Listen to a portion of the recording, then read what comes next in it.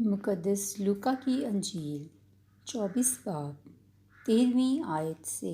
35ویں آیت تک۔ اور دیکھو اسی دن ان میں سے دو اماوس نامی ایک گاؤں کی طرف جا رہے تھے جو یروشلم سے تقریباً 60 گلو دور ہے، اور ان سب باتوں کی بابت جو واقع ہوئی تھیں آپس میں بات چیت کرتے جاتے تھے۔ اور ایسا ہوا کہ جب وہ بات چیت اور پوچھ پاچھ کر رہے تھے تو یسوع آپ نزدیک آ کر ان کے ساتھ ہو لیا، لیکن ان کی آنکھیں بند کی گئی تھیں تاکہ اسے نہ پہچانیں۔ اس نے ان سے کہا، یہ کیا باتیں ہیں جو تم راہ میں آپس میں کرتے جاتے ہو؟ وہ غمگین سے کھڑے ہو گئے، اور ان میں سے کلاوپا نامی نے جواب میں اس سے کہا کہ کیا یروشلم میں تو ہی ایک مسافر ہے اور فقط تو ان باتوں سے نا واقف ہے جو ان دنوں میں اس میں واقع ہوئی ہیں؟ اس نے ان سے کہا کہ کون سی باتیں؟ انہوں نے اس سے کہا کہ یسوع ناصری کی بابت جو نبی مرد تھا اور خدا اور ساری امت کے نزدیک کام اور کلام میں صاحب قدرت تھا، جسے سردار کاہنوں اور ہمارے سرداروں نے قتل کے لیے حوالہ کیا اور مصلوب کیا، مگر ہمیں تو امید تھی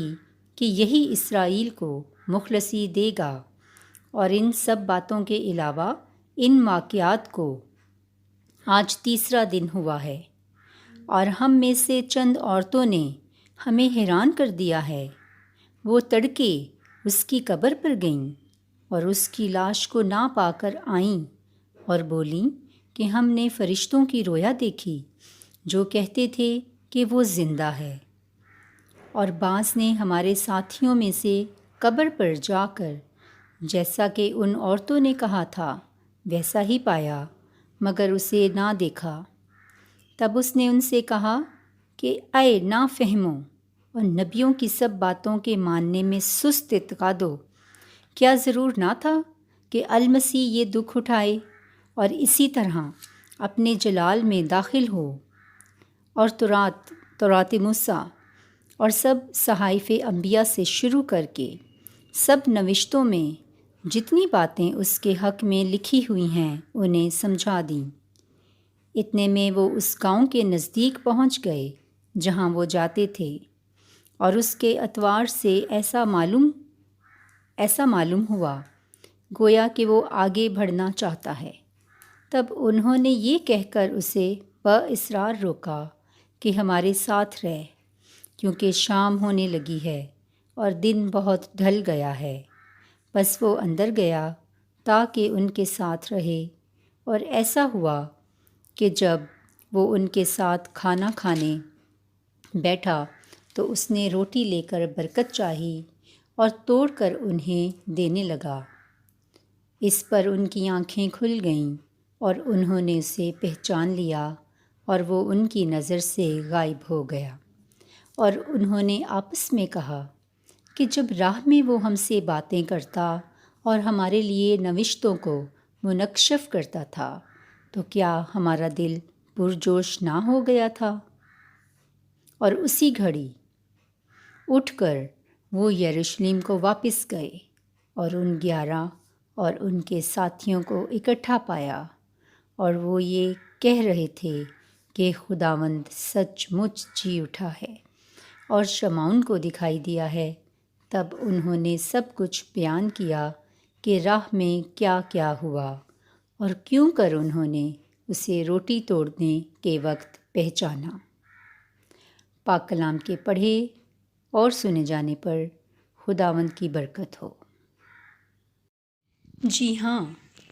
عزیزو، خداوند یسوع المسیح واقعہ ہی جی اٹھا ہے، اور آپ سب کو مسیحا کا مردوں میں سے جی اٹھنا بہت بہت مبارک ہو۔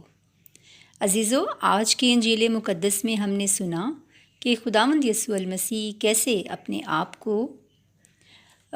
آپ کو اماوس کے اشخاص پر ظاہر کرتے ہیں جو کہ یروشلم سے اماوس کی راہ کو جا رہے تھے، اور راستے میں آپس میں بات چیت کرتے ہیں کہ ان دنوں میں یروشلم میں کیا ماجرا پیش آیا، اور جب خداوند یسوع المسیح ان کے ساتھ ہو لیتے ہیں تو وہ اس کو اس وقت نہیں پہچانتے، بلکہ کہتے ہیں کہ کیا تو اکیلا ایسا مسافر ہے جو یروشلم میں آیا ہے جسے اس ماجرا کی خبر نہیں جو یروشلم میں پیش آیا ہے؟ تو یسوع المسیح ان کو نوشتوں میں سے سمجھاتے ہیں کہ یہ تو ایسا ہونا ہی تھا جو کہ ان کے حق میں لکھا تھا، حرف بہ حرف ویسا ہی پورا ہوا۔ اور وہ اصرار کرتے ہیں کہ خداوند یسوع المسیح کو کہ شام ہو گئی ہے تو ہمارے ساتھ رہ اور ہمارے ساتھ کھانا کھا۔ عزیزو، یہاں مجھے وہ بات یاد آ رہی ہے جو کہ لکھا ہے کہ مسافر پروری سے غافل نہ رہو، کیونکہ انجانے میں لوگوں نے فرشتوں کی بھی خدمت کی ہے، لیکن یہاں تو وہ تھا جو کہ فرشتوں سے بھی افضل ہے، اور وہ مسافر جان کر اسے اپنے ہاں لاتے ہیں۔ عزیزو، آج ہم کس طرح مسافر پروری یا مہمان نوازی کرتے ہیں، اور ہم اس کو کس حد تک اہمیت دیتے ہیں؟ آئیں آج ہم غور کریں کہ ہم کس حد تک مسافر پرور ہیں اور مہمان نواز ہیں۔